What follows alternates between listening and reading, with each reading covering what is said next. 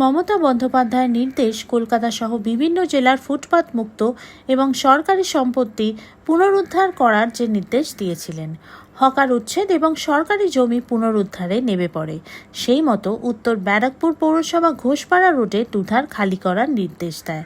নির্দিষ্ট দিনের আগেই ফুটপাত দখলকারীরা নির্দিষ্ট দিনের আগেই নিজেরাই নিজেদের দোকান পাশারি সরিয়ে নেন, খালি করে দেয়। ফুটপাত খালি করা প্রসঙ্গে এক দোকানদার বলেন, নোটিশ তো কন্টিনিউ দিয়েই যাচ্ছে আর কি। সেরকম সবাই খুলছে, খুলতে যখন হবে খুলছি। কতদিন টাইম দিয়েছে? আমাদের টাইমটা আজকে লাস্ট ছিল, আজকের মধ্যে গুটিয়ে দিলাম। আপনারা কি এই নিয়ে সতর্ক? হ্যাঁ, আপনারা যে খুলে ফেলছেন এই নিয়ে কি সতর্ক? দেখুন, আমাদের তো রুটি রোজগার মারা গেল। এবার আমাদের সেই ক্ষমতা নেই যে একটা দোকান নিয়ে কাজ করব বা ব্যবসা চালাবো। পুনরায় ব্যবস্থা করে দিন। সেরকম কোনো কথা হয়নি, সেরকম কোনো আশ্বাসও দেয়নি। কিছু আসেনি।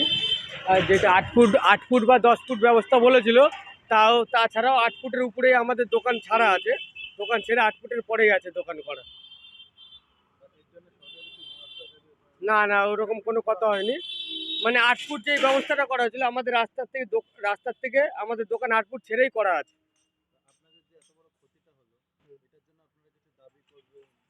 দাবি সরকারি জায়গায় কি দাবি? দাবি করার কোনো ব্যাপার নেই। মানে এইটা যদি সবাইকে যা দেয় আমাদেরকেও সেটাই দিতে হবে, এইটাই হলো আমাদের একটা কথা। না মানে যদি কাউকে যদি দেয় তাহলে আমাদেরকেও দিতে হবে, এইটাই হলো কথা। সুজয় দাশগুপ্তর সঙ্গে সুব্রত রায়ের রিপোর্ট, RG সমাচার।